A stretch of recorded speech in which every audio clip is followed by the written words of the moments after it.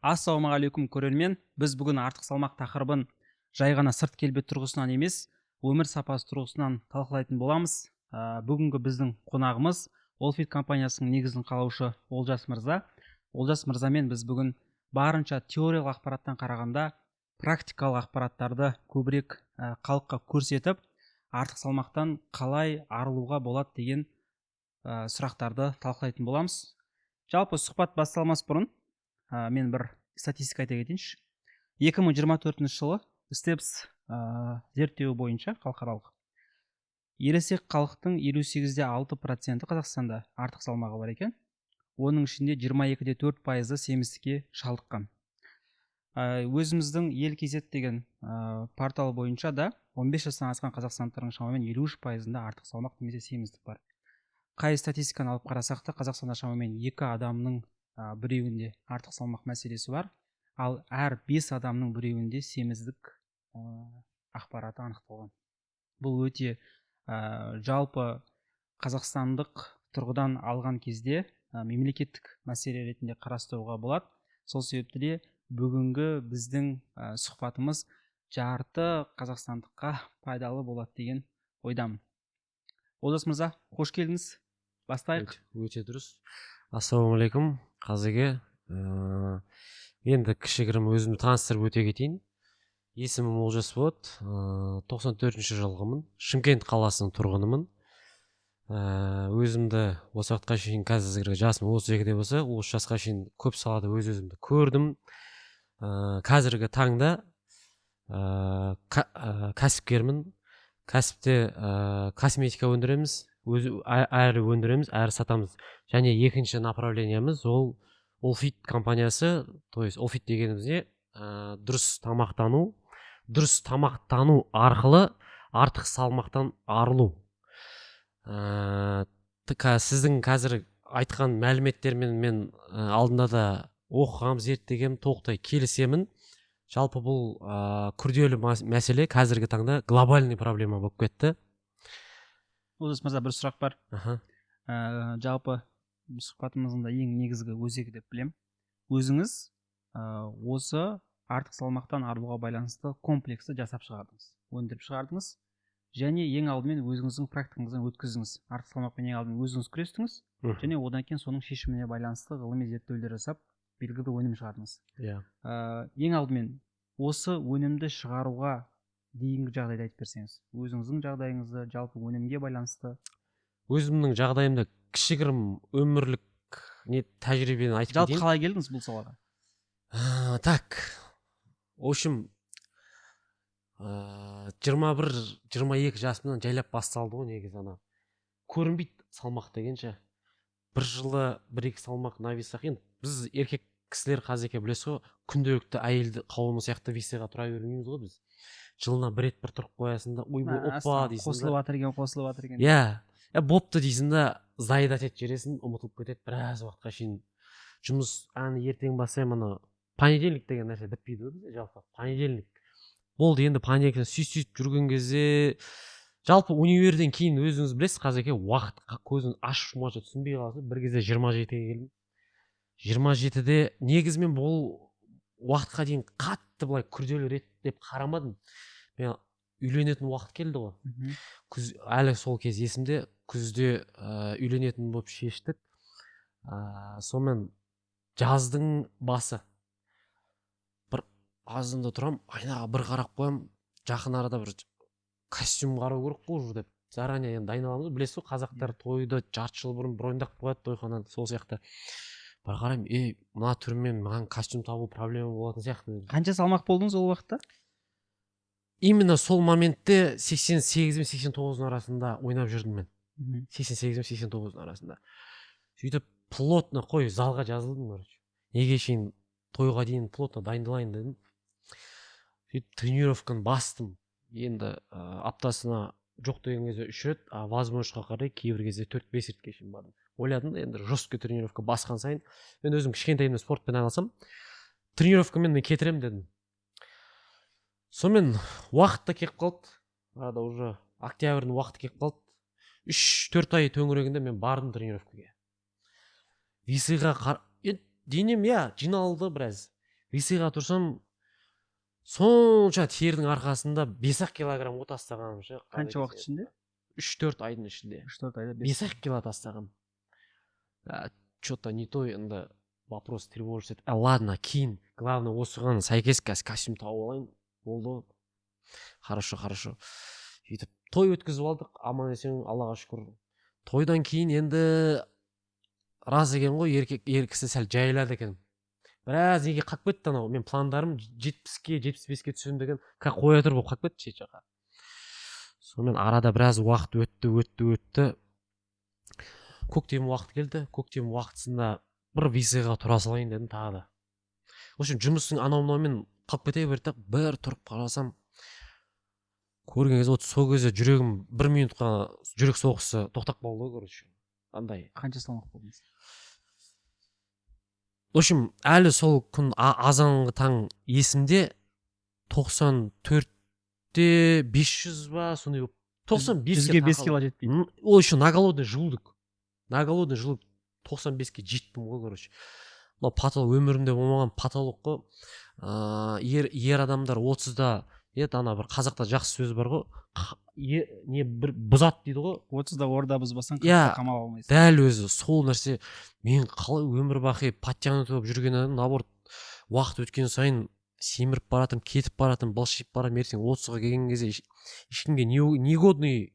Енді, в общем, көп нәрсе мен психологически, морально терзать ете бастады. Қой дедім, плотно не қылайын дедім, өз-өзіме кіріспесем болмайды дедім. Сонымен сол уақытта қолға алам деп шештім. Сол уақыттан басталды менде процесс. Бұл өзіңіздің жеке арықтау мәселеңіз ба, әлде өнімді зерттеп бастаған мәселеңіз ба? Сіз қай уақытта компания ашамын, осы бойынша адамдардың барлығын арықтатуға көмектесетін комплекс жасаймын деген ұғымға келдіңіз? Осы моментте ма, әлде бұл әлі ерте ме? Жоқ, былай болды. Осы моментте мен арада бір жағдай болып қалды, айтпақшы. Мен врачқа емес, мен басқа бір мәселемен врач демек, анау тамырдан ұстап айтатындар ғой, диагноз қоятындар. Дәстүрлі медицина. Иә, дәстүрлі медицина. Сондай бір кісіге бардым. Сонымен мен негізі вообще басқа причинамен бардым да. Сөйтіп ол тамырын ұстап тұрып, ананы енді естіген кезде букет болды менде. Мына еріңмен проблема. Ол кезде тағы өз-өзін терзать еттім. 27-ге кеп, 28-ге кеп, уже біраз нәрсені жинап алыппын ғой мен дедім. Ол да айтты. Олжас, негізі жас жігітсің, ары бері сәл қолға ал өзің деп. Ол да бір не болды маған, түрткі болды. Өйткені мынау темппен ертең күні кете беретін болсаң, жағдайың ауыр болады деді. Біраз салмақ жинап алыпсың дегендей де. В общем, біраз артық салмақ басқа аурулардың бастауы деген. Иә. Ұғым шықты ғой. Ұғым шықты дәл өзі. Ата конкретно былай кіріскенім, мен айттым ғой, бізде бірінші кәсіп ол косметика саласы. Санаторияларда бізде өзім точкаларымыз болады. Манкент, Сарыағаш, енді косметика жағынан. Үй сияқты аралап жүрген кезде енді само собой енді қарайсың, көбінесе санаторияларда возрастной категория 40-50-ден жоғары қарай ғой. Екінің бірі гипертоник, давление, сахар, тас бар, почкам, ұйқы без, анау-мынау сау адам көрмейсің ана жерде да. Мен өзім ұзақ жүрдім санаторияларда да. Емделіп емес, өзіміздің кәсібіміз болған екен. Ана жаққа барасың, и у всех одна и та же проблема. Бұл жаңа артық салмақ бар уақытта ғой. Иә, ол кезде мен былай процессте жүрмін, өзіммен өзім күресіп та. Бірақ ол момент, именно сол момент оған әлі байланысты емес. Ол вообще мен ол адамдардың проблемасын қарап жүргенім ғой енді өзім. Сырттай қараған кезде, сырттай. Кісілердің барлығында ауру бар. Бар. Және ол артық салмақтан деген ұғым пайда болды ғой сол уақытта да тағы да. Дәл өзі. И сол моментте мен өзім андай бір шешімге келдім. Осы неге адамдар ертең күні мен де өсіп қарамасаң, ертең мен де жүйін деп тұрмын ғой. Жасым 50-ге келген кезде анау санаторийге барып енді солай, неужели осы мәселені заранее алдын алуға болмайды?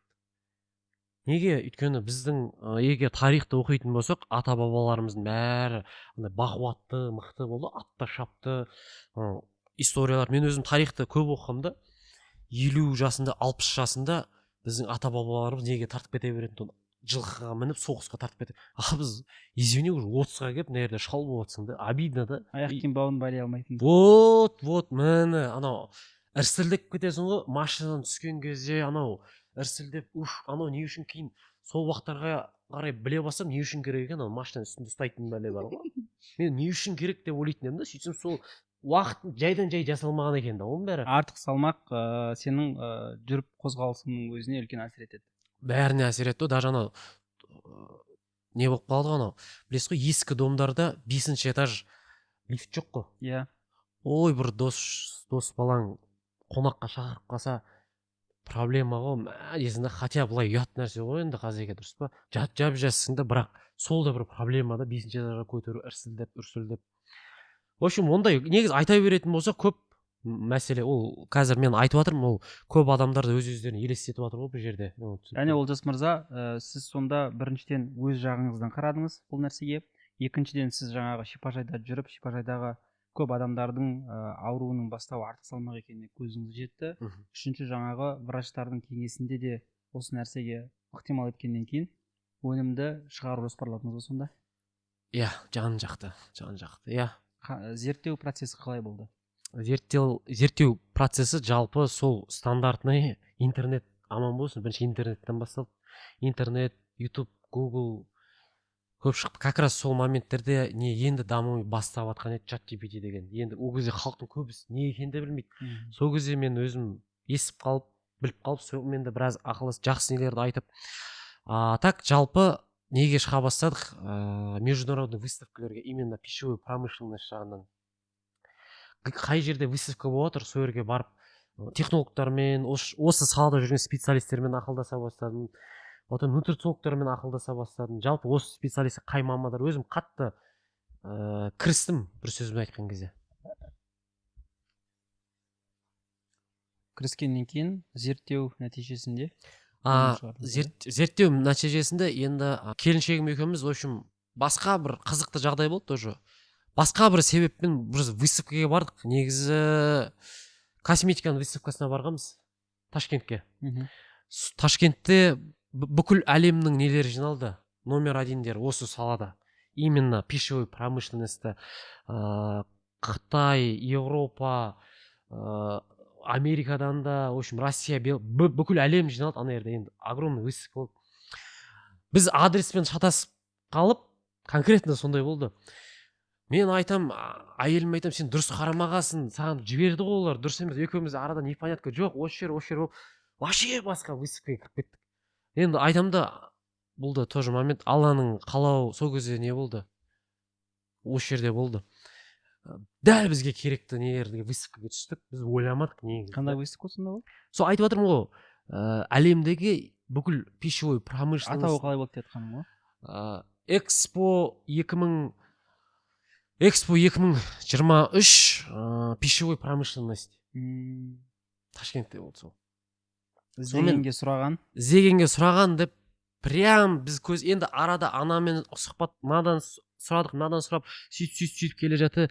Прям мен іздеген ингредиент, продукциялар, еще топовый технологтар жиналған екен. Мен ол технологтарды неден көріп жүргем? YouTube'дан, соларды өз көзіммен көріңіз. Бауырым қайда жүрсің деді. Олар бізді құшақтап қарсы алды, біз оны құшақтап қарсы алдық. Сол жерде біраз бір сағаттық не болды андай. Бір-бірімізден информация алмасу болды. В общем, жақсы әңгіме болды.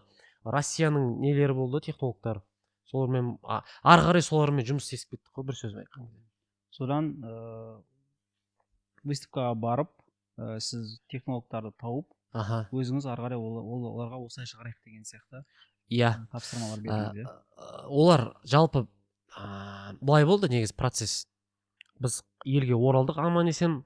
Мен сомнение болған жоқ, мен білдім уже куда целиться. Сразу связьға шықтым да оларға. Осындай, маған осындай ең самый топовый качестводан маған осындай продукция жасап берулеріңіз керек. Формуласын бәрін разрабатывать етіп істеп беріңіздер. Осы деген мен оларға не бердім? Детально тапсырма осындай. Все хорошо деді. Бір аптадан кейін немен шығады уже.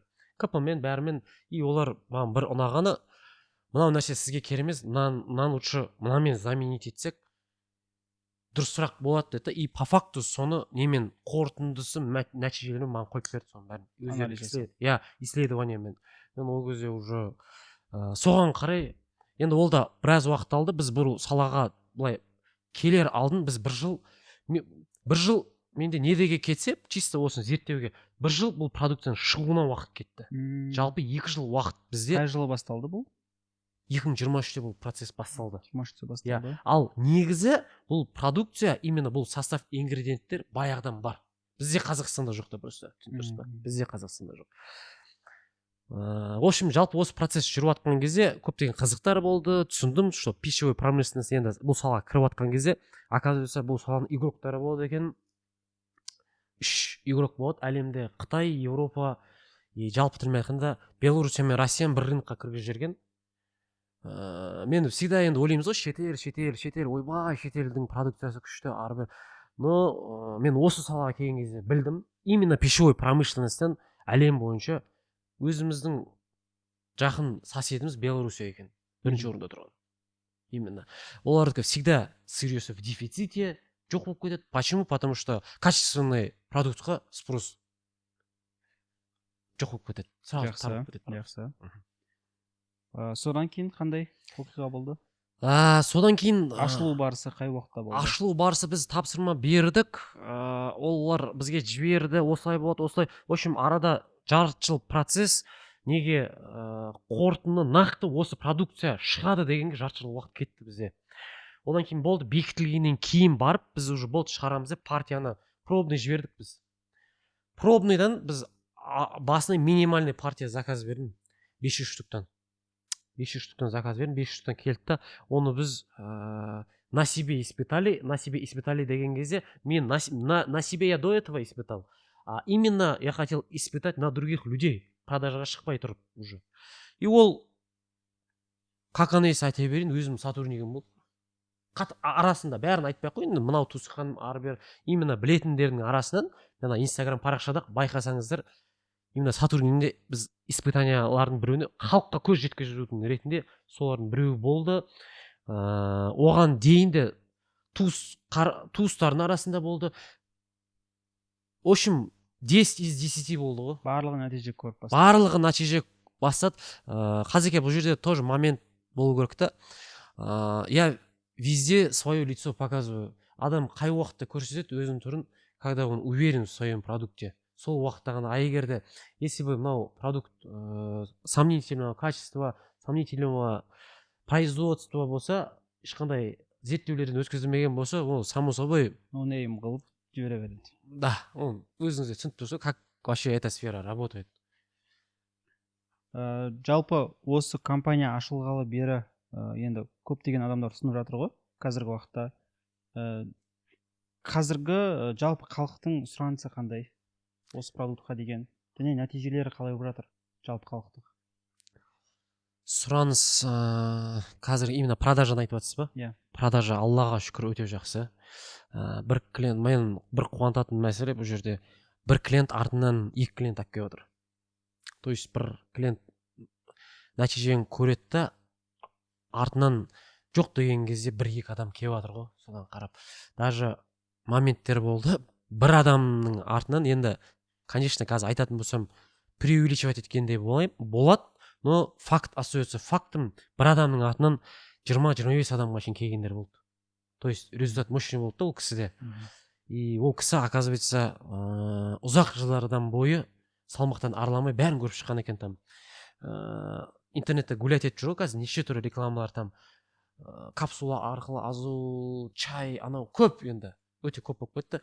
вплоть до операцияға шейін сондай болып кетті ол именно кісі сол қатардан болды да и оның айналасындағы кругы именно соны білген екен да баяғыдан бері күресіп жүрген и оның результатты көреді қалай сен азын қателеспесем 28 ба 28 ба 27 в общем 25 пен 28-дің арасында тастады салмақ 2-2,5 айдың ішінде тастады содан кейін в общем аллаға шүкір результат өте керемет бұл жерден 10 из 10 мен смело айтамын жақсы олжас мырза енді біз жалпы продуктты ашайық продукттың ішінде құрамында не бар адамдарға Аха. қалай әсер етеді жалпы?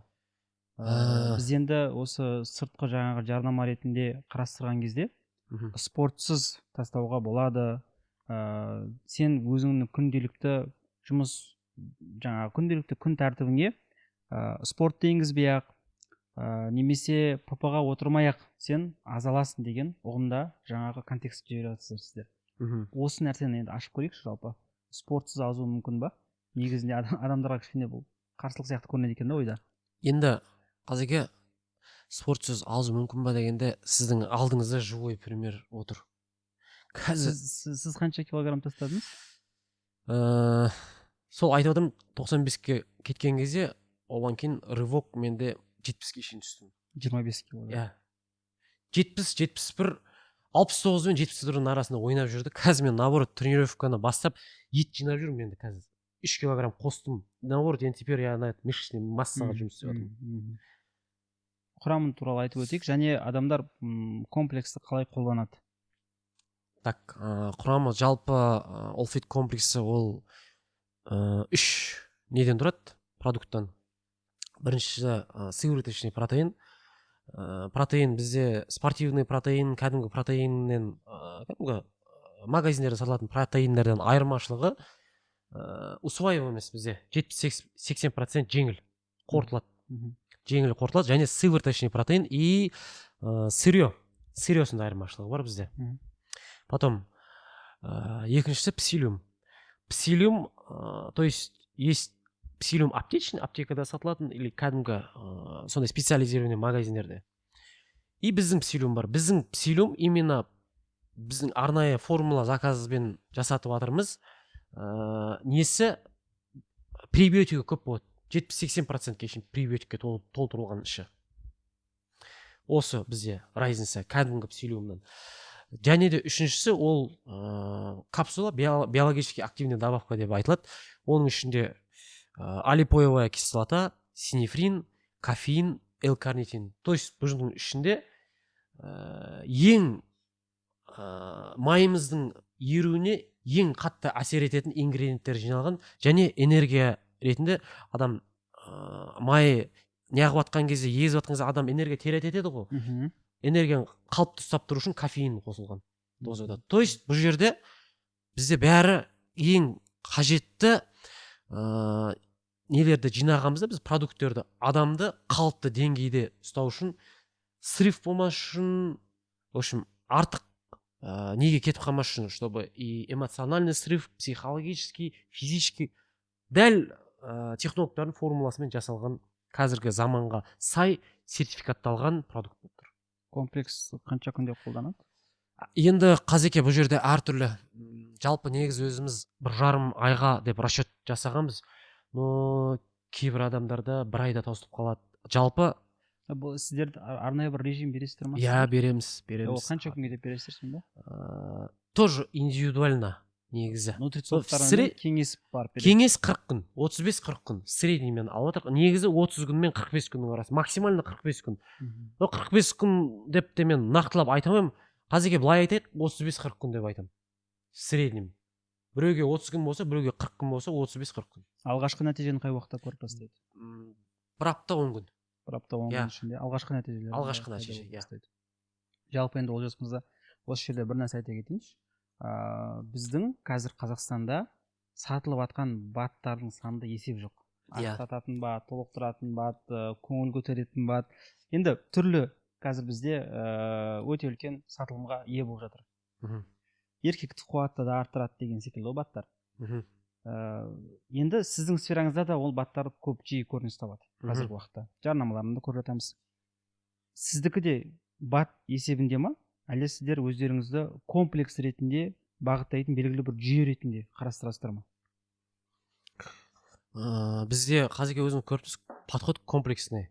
Мен енді осыны бір халыққа түсіндіру секілді да.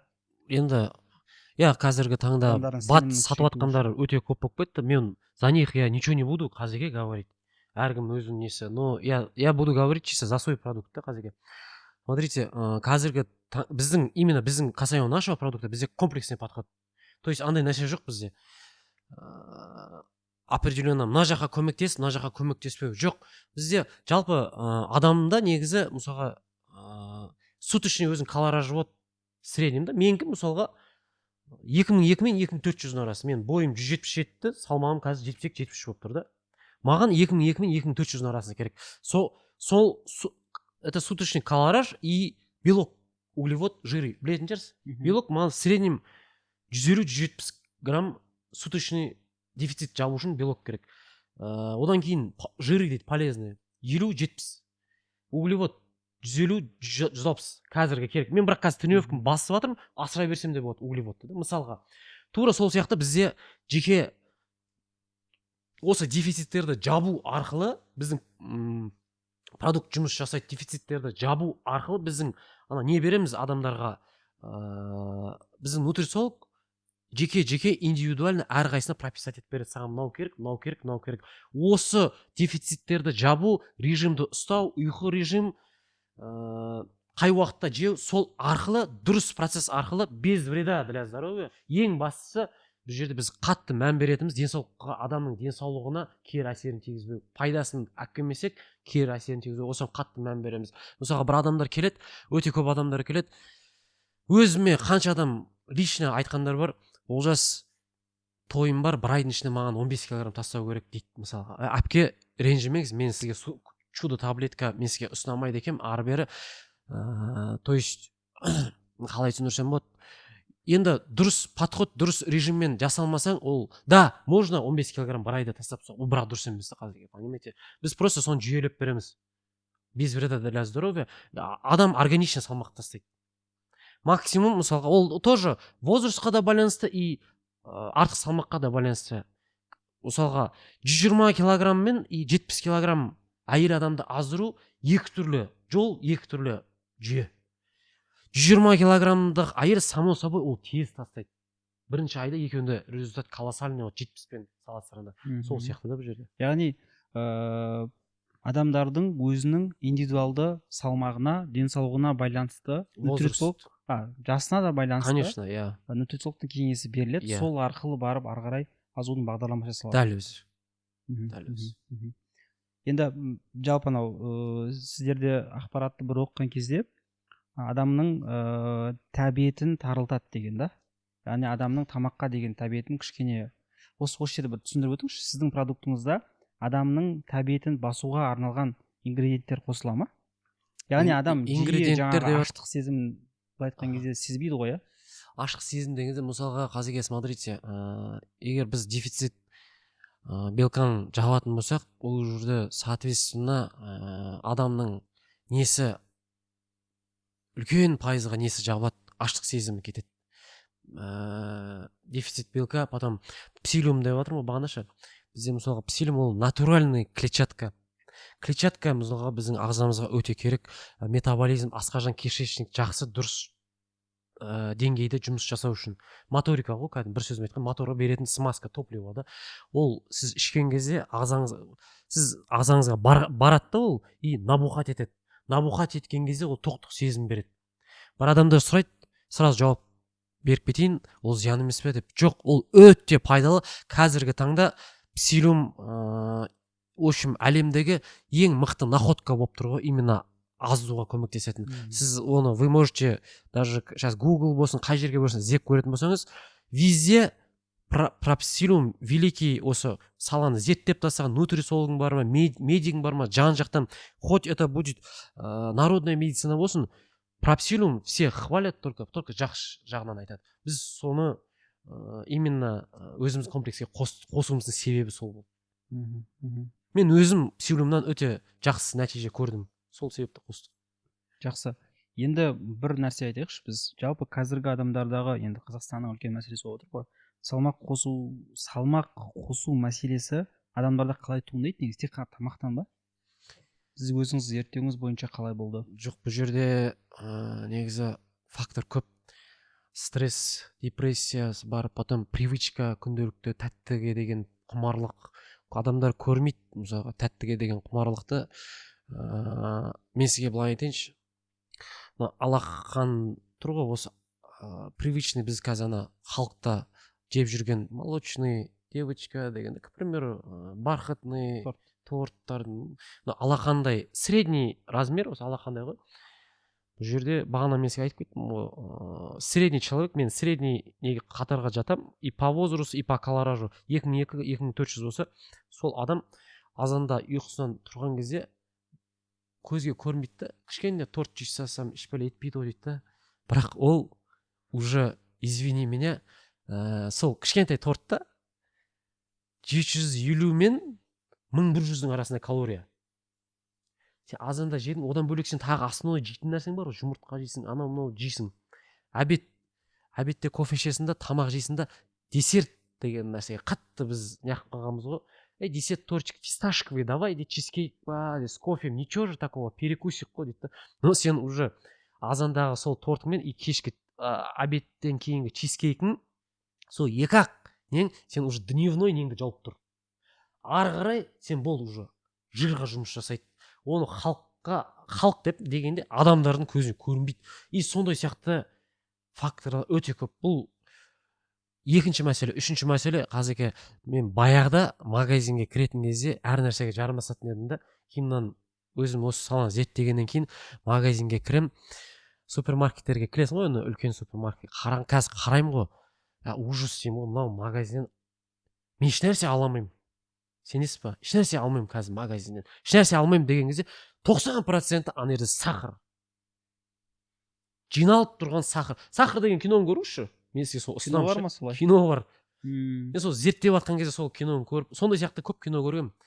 Енді деген магазиндерде сатылатын 80-90% адамның денсаулығына да зиян, артық салмаққа алып келетін нелер өте көп екен. Бізге көрінбейтін невидимый сахар толы екен. Ол барлық нәрседе бұл. Ол даже бізге көрінбейтін соуста да бар.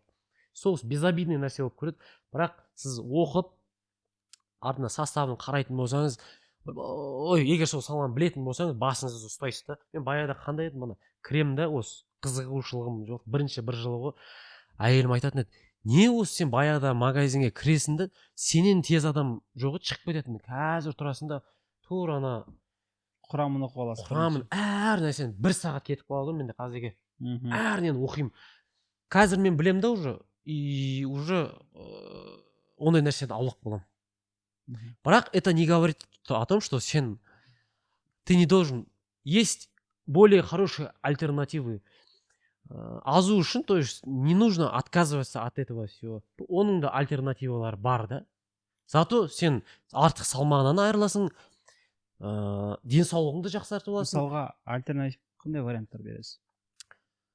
Мысалға ұнды алайық. Кәдімгі ұн пшеничный біз күнделікті қоймыз. Соны мысалға цельнозерновой, гречневый, овсяный алмастыруға болады. Сондай ұндарға болады. Май, подсолнечный біз қуырамыз ғой, жұмыртқа қуырасын, тамақ, картошканы қуырасын. Оны мысалға можно топленый, ГХИ, софлоровый деген сияқты сен денсаулығыңа пайдалы ол, во-первых. Әрі сен неңе кері салмақ поддержанияңа өте пайдасын алып келеді.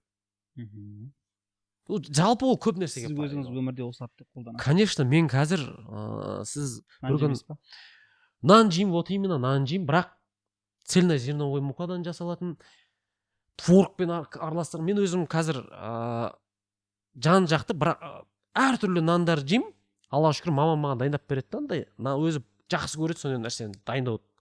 Түрлі нандарды. Мен қалай осы 3-4 жыл бұрын осы неге келдім, нан, чтобы еш нәрседен отказ болмасын, сондай нәрсе бір жаққа кетіп баратсам да, басқа қалаға кетіп баратсам да, там жұмыс бабымен ары бер сондай толтырып істеп жібереді да. Өйткені мен ол негізі магазиндерде, специализм магазиндерде бар, сатылады да. Бірақ енді дайындап беремін деген отказ жоқ қой бізде де. Неге? Мен тура сіз мысалы көп адамдар ойлайды, мен бешбармақ жемейді, көп тамақтардан отказ береді. Жоқ, неге? Бешбармақ та жеймін мен, картошканы да жеймін. Просто мен керек емес нәрсені алып сап, дұрыс нәрсені дайындап, соған үйреніп қалғам да. Тағы бір сіздің өніміңіздегі артықшылық, қатаң диетаға отырмай-ақ аз аласыз деген. Иә. Жаңағы ақпарат беріледі. диетасыз азу мүмкіндігі жалпы қалай бұл процесс қалай жүреді негізінде? Яғни қараңыз, сіздің өніміңізді тұтынып жүріп те адам күнделікті не нәрсесін жей беруге болады сонда? Жеп жүрген нәрсесін айтып жатырмын ғой, қазірге жеп жүрген нәрсесін бәрін жеп жүре береді. Просто именно адам чудо жоқ, чудо таблетка жоқ, чудо таблетка емес. Біз айтып жатырмын ғой, бізде определенно әр адамға бізде нутрициолог не жазып береді, рекомендации осындай. Сол моментте адам возрастына қарай, салмағына қарай есептеп, калоражын бәрін есептеп, именно сол процессте азып жатқан кезде нені, но бұл жерде үлкен мәселе, адам бірінші 3-4 күн адаптация болады, то есть организмда біреулердің ішіп өтуі мүмкін, но это нормально, мен өзімнен басым өткен, это нормально. Қымыз ішсе де бірден адам ішіне дейді. Вот дәл өзі. Ал күнделікті қымыз ішіп жүрген адамда ондай нәрсе жоқ. Дұрыс па? Сол сияқты бір 3-4 күн адаптация болады. Ары қарай адам как он кушал, просто определенный уақыттарда мынаны былай, мынандай нәрсеге алмастырыңыз деп, то есть он не будет себя изнурять строгой диетой. Ешнәрседен қиналмайды. Бір 3-4 күнде адаптация болады. Ары қарай мен жүрмін ғой қазір. Жүрмін. Сол сияқты да. Жалпы сіздің өнімді алғаннан кейін адам қанша ай бойы қолдану керек? Тоже в зависимости от, бізде бірақ сразу айтып кетейін, андай продукт емес, постоянно алып жүру керектігінің қажеті жоқ. Бір адамдарға бір курс жетеді, бір адамдарға 2 курс жетеді дегендей да. Но максималды тұрғыда айтатын болсақ, 2 курс қой негізі, атак 1 курспен. Көбісі енді по желанию, біреулер енді артық салмақ, біреулер я хочу, нет, я еще дальше хочу дейді да, но максимально өзі 2 айға арналған курс. Жақсы. Сіздің өзіңізде де артық салмақ болды. Жалпы зерттеу барысында да мен де өзім 1-2 ақпарат қараған кезде мынандай бір теория бар екен да. Адам қаншалықты тез азады, ол соншалықты көп салмақ қосып алады уақыт өткеннен кейін. Мысалға адам 25 килограммға азатын болса, белгілі бір уақыттан кейін тағы да сол 25 килограммды қосып алу жаңағы қатері бар. Бұл қаншалықты, осы оймен қаншалықты келісесіз? Енді сіздің өнім осы мәселеге байланысты қалай қарайды? Енді қазірге сразу айтайын, сіз уже өзіңізге керек салмаққа түсіп алғаннан кейін сізде уже андай не болмайды. Просто айтып жатырмын ғой, сол нені біліп алсаңыз, жалпы как это работает, как работает система изнутри адамның ағзасы қалай жұмыс жасайды. Біліңіз, сіз өзіңіз үшін уже не допустите этого. То есть образ жизни само собой өзгерт. Ну, не так, чтобы кітаппен өмір сүру емес, кәдімгідей, что хотите там. Сен саналы түрде өзің денсаулығыңа қарау керек деген ұғымды шығарамыз ба? Я. Қарайсың, обязательно. Ну, зачем мне сейчас сидеть тут и вам обещать всем волшебные таблетки я выпускаю? Жоқ. Она есть просто біз то есть халыққа, клиенттерімізге осы нәрсені өзіміздің тілмен четко жеткізіп береміз да. Бірақ біздің опытымызда әлі, Аллаға шүкір, ондай момент болмады, чтобы клиент обращался, мына нәрсені түсінбей жатырмын, мынандай болып жатыр, мынандай болып жатыр. Жоқ. Хотите, біздің специалисттер медициналық тұрғыда, хотите өзіміздің тілмен түсіндіріп, четко, досконально бәрін под вас настроить ваши, сіздің организм, возраст дегеніңізге қарай, салмағыңызға қарай. То есть ешқандай проблема болмайды ол жағынан. Жақсы. Жалпы осы сіздің продуктыңыз жалпы халыққа арналған ба? Қанша жастан бастауға болады, және ерге де әйелге де барлығына бірдей дозада қолданыла бере ма? Және барлығына ма? Сразу айтып кетейін, 2 қабат әйелдерге болмайды, и при этом лактация, баласын емізіп жатқан кезде болмайды. Потом сложный инсульт алғандарға біз айтамыз, врачпен консультация алыңыз деп. Сложный инсульт алғандарға.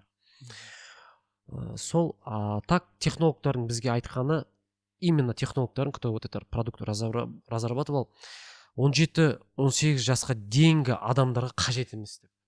18 жастан кейінгі адамдарға. 18 жасқа дейінгі. То есть жасөспірімдер ол қажет. 18 жастан кейін адамдарға барлығына Иә, болады. Возрастной ограничение, ондай ешнәрсе жоқ.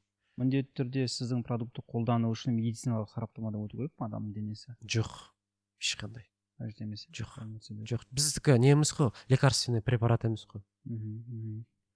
Жалпы қазір енді неге байланысты? Өзіңіз осы саланы зерттедіңіз, біраз ақпараттар беріп жатсыз ғой.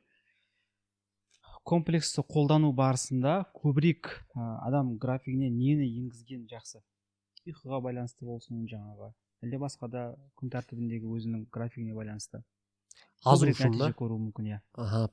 Сразу айтып кетейін, первый момент ол питание қарастырамыз. Питание, то есть сол берілген немен ұстанса, инструкциямен, ол әрине максимально не көреді нәтиже. Оның ішінде первый очередь бізде питание, екінші очередь ол режим дня жалпы рекомендация беріледі. Мына уақытқа шейін ұйықтап қалуды ұсынатын мысалы кейбір кісілер бар. Сіздер оны міндетті түрде нутрициолог ретінде ұсынасыздар. Әрине, ол первый очередь біздің нутрициолог специалистің жұмысы ғой, соның бәрін бақылап отырады. Соның бәрін бақылап отырады. Жақсы. Енді бір кейстер айтып өтесіз ба өзіңіздің? Нақты. Негізі көп қой айтатын болсақ. Килограмм. Бір-екі мысал келтіріп өтсеңіз. Так, именно азу жайлы ма? Иә, осы өзіңіздің өніміңізден кейін. Так. Сол әйелді сол күй таппай қалдық біз. 20. Жоқ, ол әйел связьда. Қызылордада Роза ханым, егер сіз көрсеңіз, сіз қазір осы эфир көрсе, связьда шығыңызшы мағанша. Өте сол общение жақсы көремін. Қандай жағдай болды? Ол бізде бірінші продажа. Қызылорда қаласынан Роза деген кісіні іздейміз. Роза апке, так, жасы қателеспесем 40 пен 45-дің арасында, қателеспесем. Мен бұған тұрып кісіне, мен келіншегімді шығып, сол күй таппай қойдық сол кісінші. Именно біз как раз Астанада жүрдік, сол кезде бір сапармен жүрдік та, біздің бірінші продажалардағы ең үлкен нәтиже көрген әйел болды ғой. Біз как раз Астанада сапармен жүрдік келіншегіміз. Сол келіншегіме хабарласып, алғысын айтты. То есть, это капец приятно болды екен адамға, когда тебе звонит человек и тебя благодарит. Так, 20, алдамай қойшы, алдағандай болмай қойыншы, бір 20-25 күннің ішінде 13 килограмм тастады. Тура біздің инструкцияны ұстанды, ешқандай қиналған жоқпын деді. Әдемі, сіздерге рахметімді айтқым келеді. Менде қазір финансовый проблема болып жатыр деді сол кісі. Бірақ мен қазір ақша жинап жатырмын. Каспиім Черныйда ақша жинап жатырмын. Келесі не алғым келіп жатыр деді. Екінші комплекс. Иә, оның салмағы сәл нелеу еді, көптеу еді.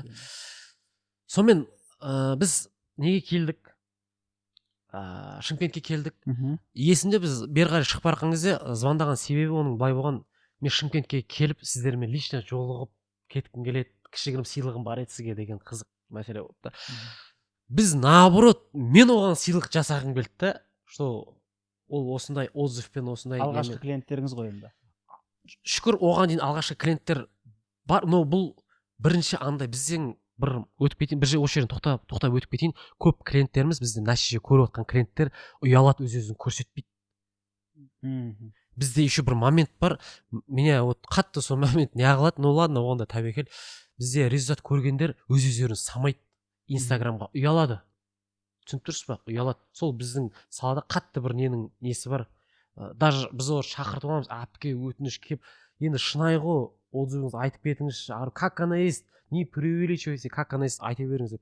Жалпы енді темадан сәл артық кетпей ақ қойын. Сол әйелді келдік, соған хабарласып, біз айтқымыз келді, сізге Шымкентке келсеңіз болды, мынаяқтан өзіміз күтіп аламыз, сіз бізге отзывыңызды айтып, кішігірім сұхбаттассақ и және бізде сыйлық, біз соған комплекс бергіміз келді да өзіміз қалайық.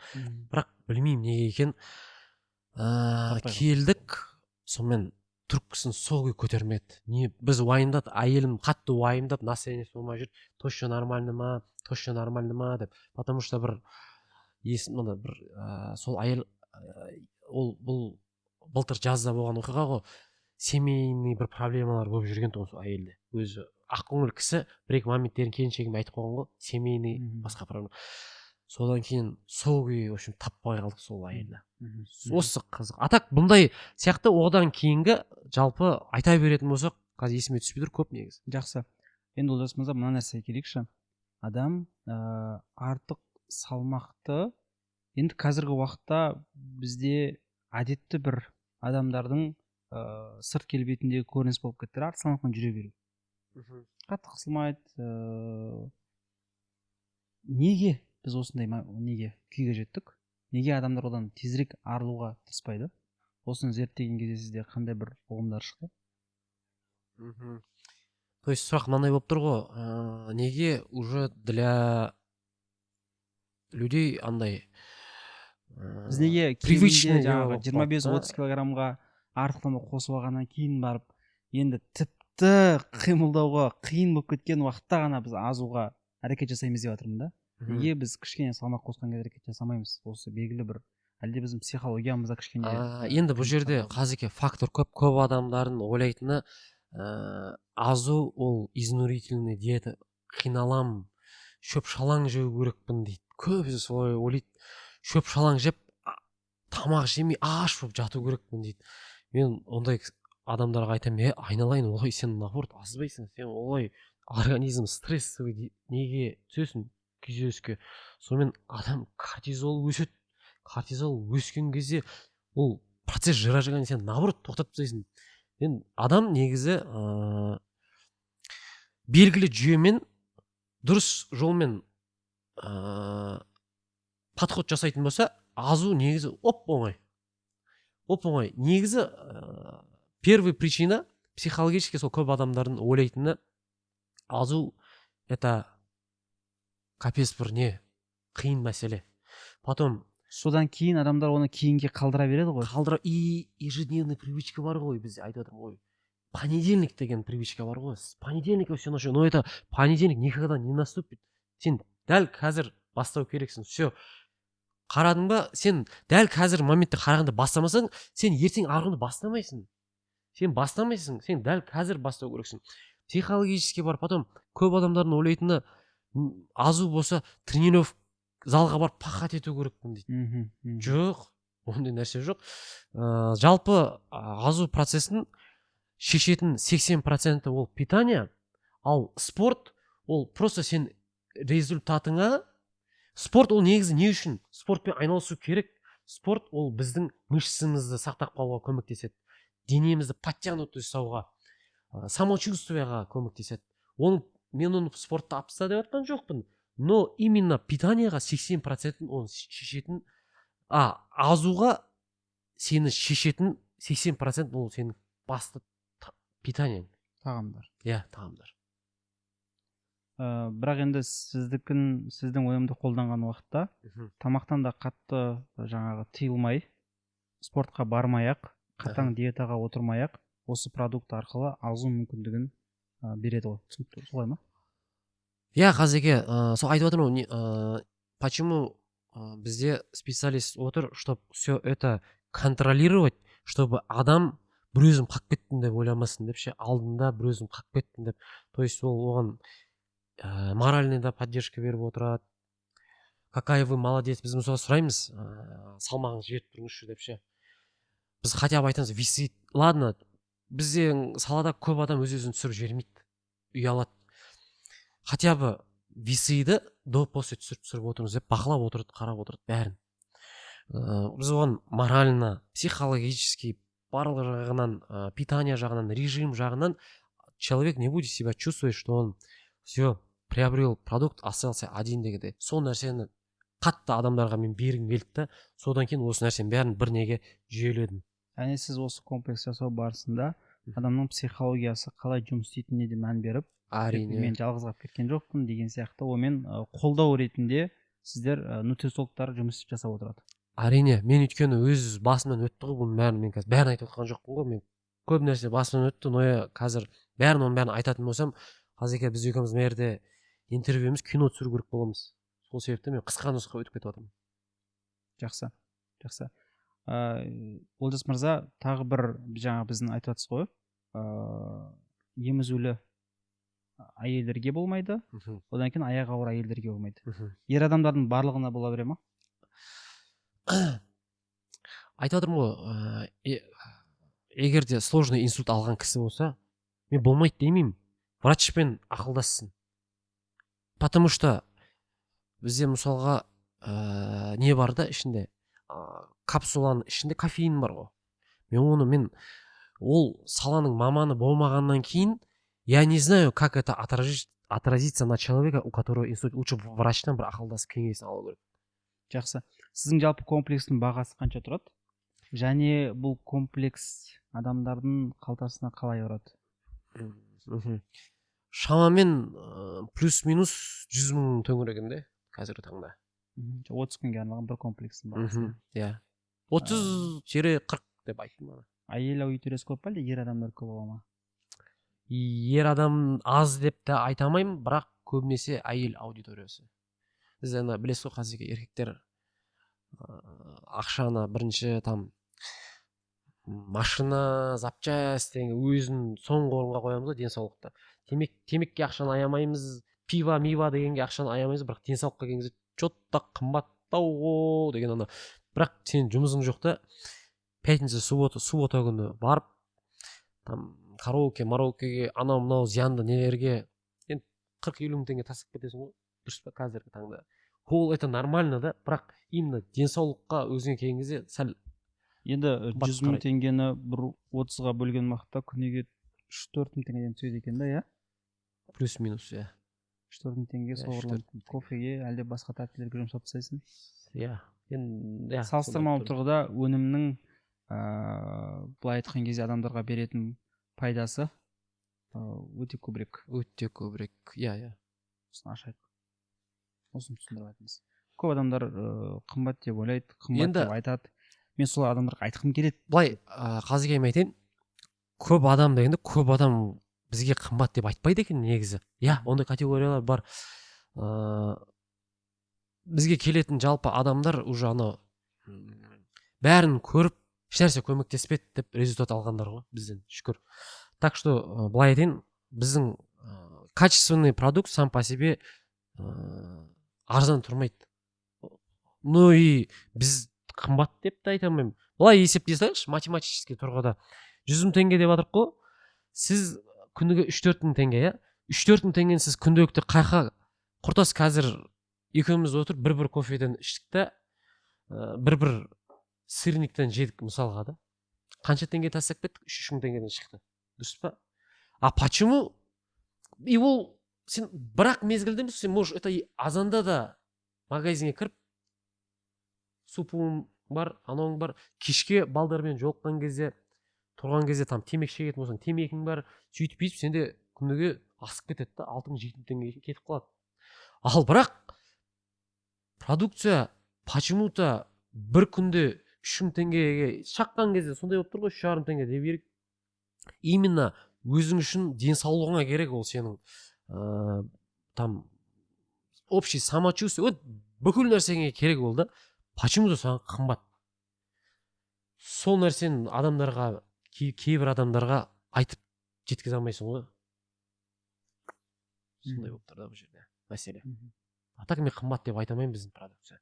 Ол өте қолжетімді. Мен басқа бір қазір енді жұрттар білесіз, 200 мың, 300 мыңға, маған, кстати, келген осы уақытқа шейін 500 мыңға капсула алған адамдарды естідім мен. Көзім шығып кетті. 500 мыңға капсула алған. Бір айтпай қойын, жақын танысым 500 мың теңгеге не сатып алған ғой анау? Бір айлық, не дейді? Бір айлық, короче, как я понял, не де екен, курировать етіп отырады екен. Просто совет беріп отырады. азынан кешке шейін 500 мың теңгеге айына төлеп отырды нутрициологқа да. Ол, короче, типа 24/7 соның несі болып отырады, чат GPT болып отырады да. Соған мынаны жейсің, мынаны жемейсің. Иә, и ол суретке түсіріп соған жіберіп отырады екен да. Қанша төледің десем 500 мың дейді. Көзім шығып кетті. Айналайын, ол нәрсе бізде де бар еді ғой деді. Нутрициологпен бірге. Продукция нутрициологпен бірге. Біз ол қай уақытта жазсаң да жауап береді. Тура солай десем, ол маған еще өз-өзін жұбату үшін айтып қояды да. Менікі зато білесің ба, түнгі 10-да жазсам да жауап береді ғой дейді. Біздікі де сол. Түнгі 12-ге шейін керек десең жауап береді. Бізді график қойып қойғанбыз специально. Сменмен отырғызып қойғанбыз да. То есть 12-ге шейін түнгі бізде как штык, что хочешь, любой каприз болып тұр да. Біз жерде, понимаете, бірінші мақсат бізде қазірге адамдарға көмектесу болып тұр да. Сол себепті осының бәрін все мы сейчас все свои минусы плюсы взвешивать етіп барып біз осы салаға кірдік қой, бір сөзбен айтқанда. Жалпы сіздерде тек қана осы бірақ өнімнің түрі бар ма? Бір комплекс әлде басқа да өнімдердің түрлерін болашақта ашуды жоспарлап жатсыздар ма? Енді болашақ Алла нәсіп етсе бар, но енді қараймыз рынокқа, рынок что будет требовать, бізге ең бастысы біз неге қарамаймыз, главное что-то был емес, а главное, чтобы вот этот продукт был достойного качества и халықтарға действительно көмектесе алатын, көмектесетін и само собой результаттар оңды болу керек. Біз сол нәрсеге в первую очередь қатты ұстанамын. Потому что я сам везде өзім лицомды қойғаннан кейін адам уже само собой оған қатты мән береді да. Это сенің репутацияң ғой. Өз репутацияңызды, өз өніміңіздің конечно ешқашан қашпайсыз. Жоқ, әрине. Жақсы. Артық салмағы бар адамдарға не айтасыз? Артық салмақ совет ретінде ма? Иә, кеңес ретінде сұхбатымыздың соңғы түйіні болсын. Енді не откладывайте деймін, ертеңге қалдырмаңдар. Жалпы осы мәселені питанияны қолға алыңыздар. Жалпы бір сөзбен айтқанда қатты былай психологиялық тұрғыда өз-өзіңді қинап не істеудің қажет жоқ. Мен әлі морально физически дайын емеспін мынандай диетаға, анау деп жоқ. Просто жеңіл қабылдаңыздар да и действуйте. Прям осы егерде сіз осы интервью сұхбатты қараған болсаңыз, көрген болсаңыз, значит осы уақыт келді, сіз ертеңнен бастау керексіз. Просто помните, что понедельник никогда не наступит. Понедельник наступит только завтра, ертең. Здесь сейчас қазір қимылдау керекпіз. Әр күнді понедельник ретінде қара. Дейсіз ғой. Вот айтып отырмын ғой. Бүгін не аласыңды, мен сіздерге айтпаймын, мынаны ал, мен бұл видеода жалпы біз мен продукциям ал деп реклама жасап отқан жоқ. Бұнда қазіргі сөздің ашығы да. Я тут все просто раскрываю систему, как а так бұл мәселе негізі терең, бағана айттым ғой, кино түсіруге болады деп терең мәселе, отырып сағаттап күндеп сутками напролет можно рассказывать. Но алдыңғы кеңесім қатты былай өз-өзіңізді психологиялық тұрғыда дайындаудың қажеті жоқ, просто бастаңыз, все, у вас все получится. Бәрін любой адам істеген адам қолынан келеді. Кез келген адам аза алады. Иә, әрине, кез келген адам аза алады. Ешқандай қиындатудың, спорт залға барудың, қатаң диетаға отырудың қажеті жоқ. Жоқ. Все, рахмет көп. Что там қазір?